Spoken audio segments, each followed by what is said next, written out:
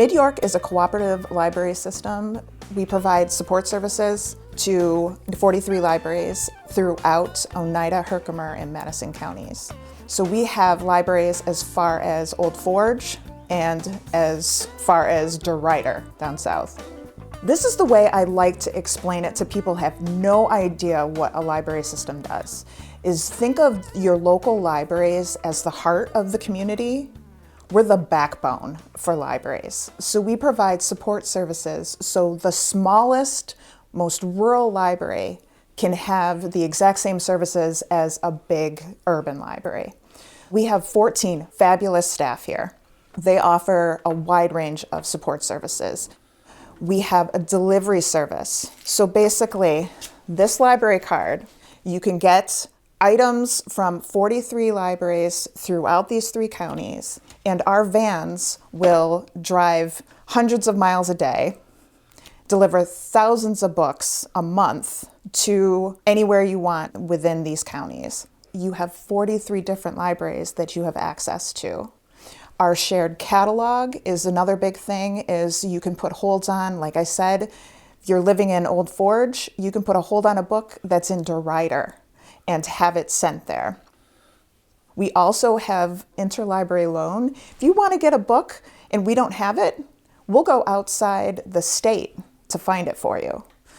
The other things that we offer are technology support. That's another big thing. So we take care of their public computers. We'll make purchases if they need new computers. And all of our libraries have their own websites. We're here to make sure that the local governments, our state government understands how vital libraries are to communities. Public libraries are funded very differently, but I can tell you how Mid-York is funded. We are pretty much funded through state aid and local funds. So the counties, Oneida, Madison, and Herkimer, are very supportive of us and provide us monetary donation each year to help their libraries. So every cent that comes in here is pushed out to the member libraries in some way, shape, or form, whether it's services or actual grants that we provide the member libraries. You know, you use the word epicenter. Every single library you visit, whether you're seeking out a book, renting pickleball paddles, whatever you're doing in a library, it's coming from that hub. All of these smaller libraries, even the larger ones, depend on Mid-York for every piece of content, whether it's physical or electronic, to actually run their library.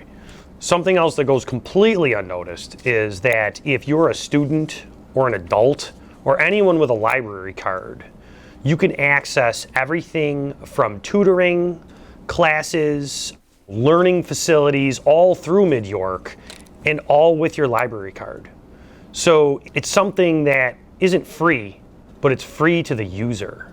So the power of actual access to intelligence, education, and content, absolutely 100% through Mid-York.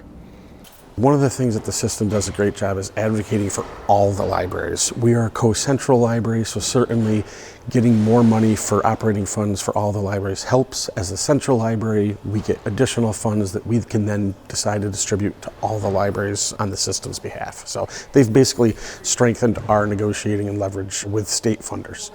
The big thing that the system does is it levels the playing field. Small towns and big cities all have internet access pretty much at the same level, especially for some of the rural areas. It's the only internet hotspot in town. For us in Utica, we have additional hotspots. Our Wi-Fi network extends into the local neighborhoods, but Mid-York has purchasing power and leverages the ability to purchase for everybody at a good price so that we protect the taxpayers' investment in our resources. If you haven't visited a library in a few years, I think you will be surprised. Recently, Mid-York received a Wattis Foundation grant to purchase recreational equipment, so you can go to your local library and borrow snowshoes. You don't want to buy snowshoes? Borrow some snowshoes. I was just at the Kirkland Town Library. They have bikes that you can borrow. Yes, bikes. If you're like maybe not too sure if you're into camping and you don't really want to purchase a tent, you can borrow a tent from your library. We offer park passes. If you have a large family and you want to go to the zoo, and you're like, oh, that's so expensive, stop at your local library, pick up a park pass. You can get into the zoo for free. You can get into Munson, Fort Rickey, so many different things. You don't want to come into the library? I get it. From the comfort of your own home, you can take out ebooks and e-audiobooks. You can be a library user and not even step foot into a library. We are not just books, not at all.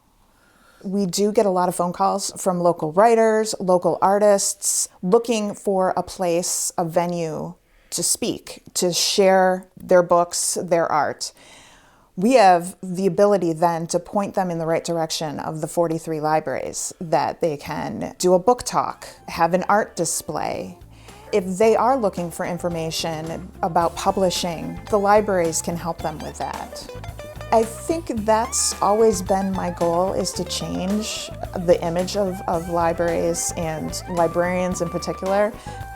We're superheroes, I feel. We want to make sure that everybody has access to information. Everybody is constantly learning, and knowledge is power. And the one place you can get it for free, not have to pay anything, is the public library.